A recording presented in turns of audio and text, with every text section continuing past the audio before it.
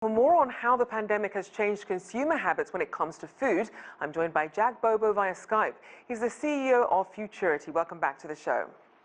It's a pleasure to be here. Thanks for having me. So obviously we've all had to adapt to a lot of different things. So just how much has the pandemic changed consumer food shopping habits? Well, it has changed it quite a lot. If you look at purchases in grocery stores, they're up 125% on where they were a year ago. So grocery shopping is, through the roof. Obviously, restaurants have seen a big pain. It's been worse for the high-end restaurants, and then it's less of an impact for more of the fast food restaurants. But throughout the entire value chain, the food and agriculture system has seen dramatic shifts over the last year. So then how do these habits vary globally? Yeah, well, I think that, it's changed from country to country, and so many countries did not have the shutdown that we did in the United States. They continued to have more people going out to restaurants longer. Sometimes that led, though, to greater outbreaks. So the timing of the changes has differed for countries, but in most places there has been that huge shift to home purchases or home dining and away from going out to restaurants at some point. So we're all at different points along the continuum, but most countries have gone through exactly the same circumstances of moving from restaurants to eating at home. So then break down some of the trends in food services and products that have really gained popularity during COVID. Yeah, well, I think, one of the biggest is just online shopping. That, before COVID hit, very few people were really going and buying their groceries online. Yeah, a few people were doing it, people that are ahead of the time, but, we've really accelerated that trend by years, if not decades. So many people today who would never have thought of going online to buy something like groceries are comfortable doing it today. And they're even buying things like produce and fruits and vegetables that they might not have ever considered letting somebody else pick out for them. And this is important because once you get over that initial hurdle of being shopping online, it's easy to do it the second and the third time. So many of these trends are not just going to pass, they're here to stay. So then what are some of the repercussions then if some of these online purchases, when it comes to things like groceries, if it does stay that way post-COVID?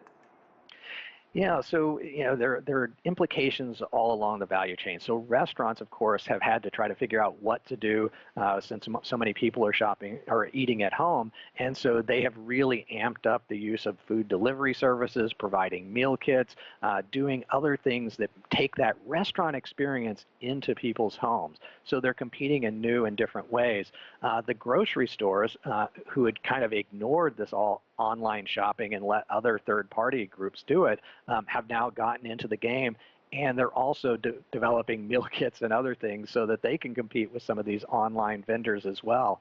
So you have this huge increase in what they're doing, but you also have this interesting dynamic where they're all doing things that other organizations were doing. Grocery stores are doing meal kit companies are doing some of the delivery and some of the other things that they hadn't been doing before. And so there's a lot of variety and a lot of movement that's happening in this space at this time. So then I also want to look at the number of plant-based meat and dairy alternatives. We know that was one of these biggest trends that was going around before COVID, but where do things stand now in terms of product development and sales?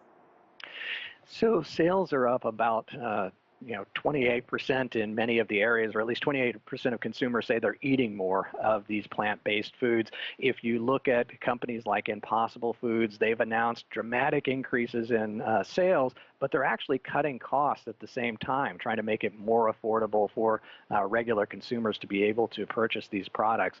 If you look at the kinds of places where they're being sold, there's an explosion in the number of fast food restaurants and other stores that are carrying plant-based alternative proteins, making them available, making them much more mainstream. But at the same time that we see this explosion in people exploring plant-based foods and being repeat buyers, we also see that the consumption of animal products is also at an all-time high. So it's not just one or the other. They're not really competing with each other. There's been a growth in many of these areas.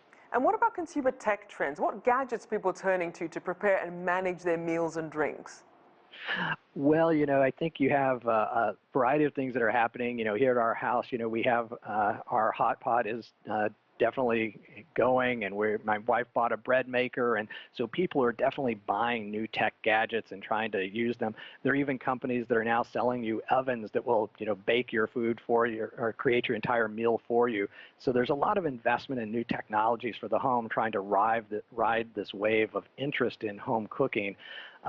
But I think, we're also going to run into a bit of a glut Right. because, you've accelerated purchases, but you can only have so much shelf space. And, Exactly. we only have so much counter space in our house. Oh, well, thank you so much. Always good to talk to you. Jack Bobo there, the CEO of Futurity.